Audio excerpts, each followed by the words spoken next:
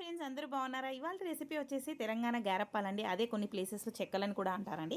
అయితే దీనికి కావాల్సినవి మనం ఫ్రెష్గా పట్టించుకున్న బియ్యపిండి అండి. బియ్యపిండిలోకి మనకు పిండికి సరిపడా కారము, ఉప్పు, కరివేపాకు, అలాగే అందులో వేసుకోవడానికి ఒక 5 మినిట్స్ పాటు నానబెట్టిన పెసరపప్పు, ఫ్రెష్గా కరివేపాకు, ఆల్సో మనము పల్లీలను రాకి పెట్టుకున్న పల్లీలను, అలాగే నువ్వులు ఉంటే నువ్వులు వేసుకోండి, బాగుంటుంది. అలాగే ఇందులోకి ఫ్రెష్గా ఉండే జీలకర్ర తీసుకోండి, ఓమ ఉంటే ఓమ వేసుకోండి. నేను ఇక్కడ ఓమ వాడలేదు, కాకపోతే జీలకర్ర ఓమ యూస్ చేయండి.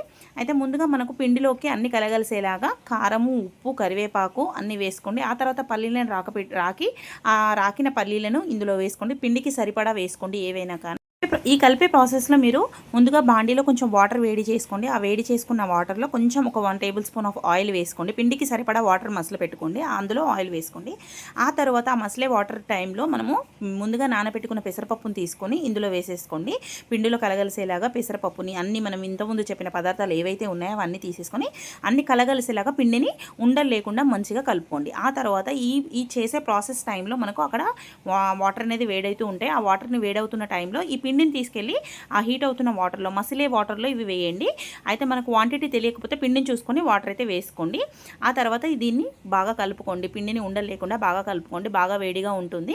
అయితే ఆ తర్వాత ఈ ప్రాసెస్ చేసే టైంలో బండిలో ఆయిల్ వేడి చేసుకోండి. ఆ తర్వాత పిండిని ఉండలుగా లేకుండా మంచిగా కలుపుకోండి. అయితే వేడి ఉంటుంది కాబట్టి కొంచెం కోల్డ్ వాటర్ తీసుకొని పిండిని చిన్నగా రౌండ్గా మీకు వీలును బట్టి, అంటే పెద్దగా కావాలనుకుంటే పెద్ద సైజులో, చిన్నగా కావాలంటే చిన్న సైజులో పిండిని ఉండల్లాగా చేసుకోండి. అయితే వేడిగా ఉంటుంది కాబట్టి ఖచ్చితంగా కోల్డ్ వాటర్ అయితే యూస్ చేసుకొని ఈ బాల్స్ అనేది చేసుకోండి. అయితే ఒక్కొక్కటిగా అప్పాలుగా చేసేసుకోండి. మీకు కావాల్సినంత సైజులో కవర్ మీద కొంచెం ఆయిల్ రాసేసి ఇలా నేను చూపిస్తున్న విధంగా చేసేసుకోండి. ఆ తర్వాత అప్పకి కొంచెం మనము మధ్యలో హోల్ పెడితే అప్ప అనేది బాగా పొంగుతుందండి. నూనె అందులోకి వెళ్ళి బాగా పొంగుతుంది అప్ప అనేది.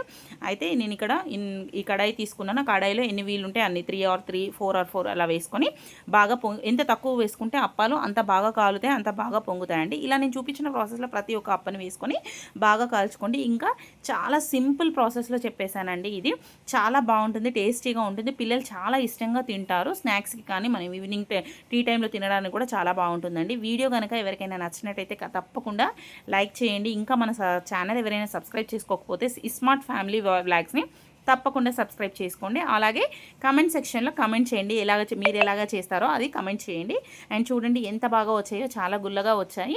ఇలా అన్నీ తీసుకొని నేను చాలా తక్కువ క్వాంటిటీ చేశాను. ఇలా అన్నీ తీసుకొని ఒక స్టోరేజ్ బాక్స్లో స్టోర్ చేస్తాను. చూసారు కదా ఫ్రెండ్స్, తప్పకుండా ఇంట్లో ట్రై చేసి నాకు కమెంట్ సెక్షన్లో కమెంట్ చేయండి. Thank you friends.